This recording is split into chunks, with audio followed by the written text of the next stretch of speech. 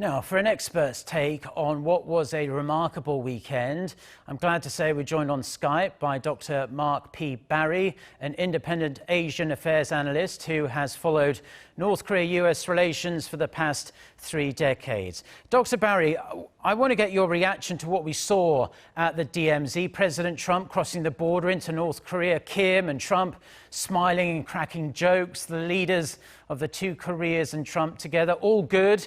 But did this impromptu meeting mean something more, or was it merely theatre?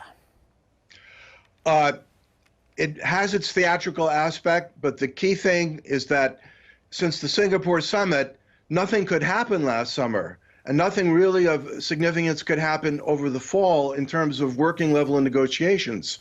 So what we have now is an understanding that the North Koreans will have their foreign ministry people dealing with State Department people. We won't see Kim Young-chol involved in it because he's involved in intelligence. And it looks like John Bolton is sort of out of the picture because he didn't even show up in Panmunjom, as far as I know.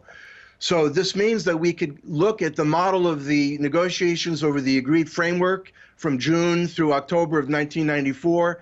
We could look to the model of the 6-party talks, particularly what was achieved from the summer of 2005 onward, all of which was carried out on the Foreign Ministry and State Department level. So I think that's where the real payoff will be.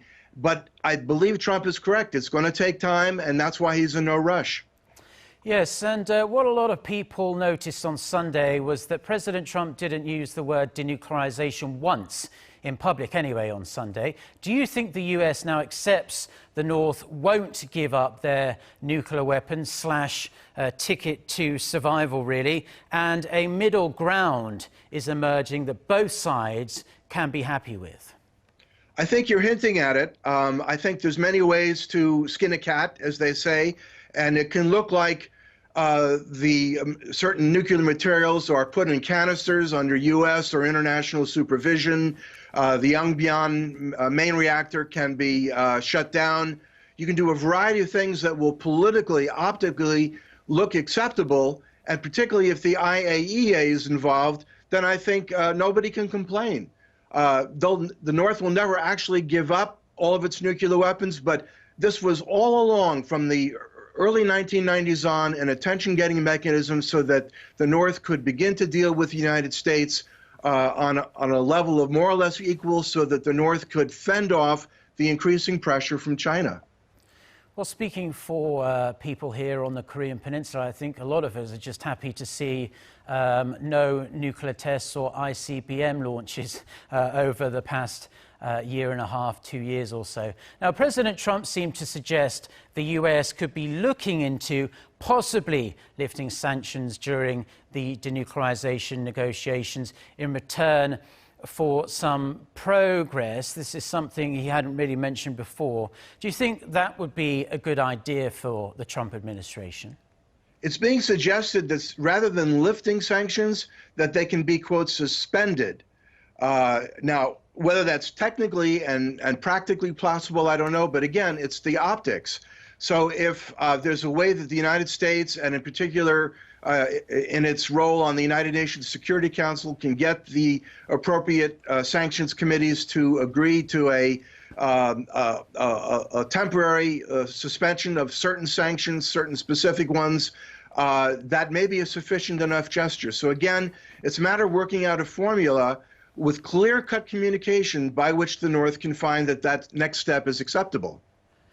Now, finally, in those rather chaotic scenes that we witnessed on Sunday at the DMZ, President Trump did make an offer for the North Korean leader Kim Jong-un to visit the White House. What do you make of that?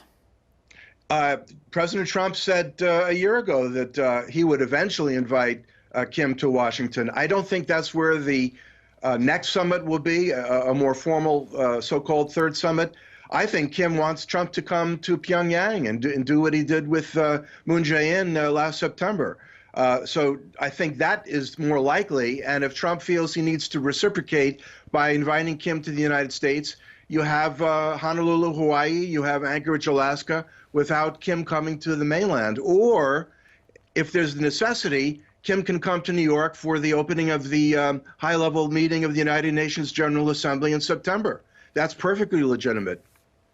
Okay, so you think there is a possibility there now that President Trump crossed the border in that symbolic way, that he could go to Pyongyang for a summit with North Korea at some point in the future? Once there's enough achievement on the ground that Trump can defend, that President Moon can defend, that the United Nations can defend, and I think it has to happen by early this fall, because the closer you get to January, the more the primary season starts to become overbearing, and it obfuscates everything else.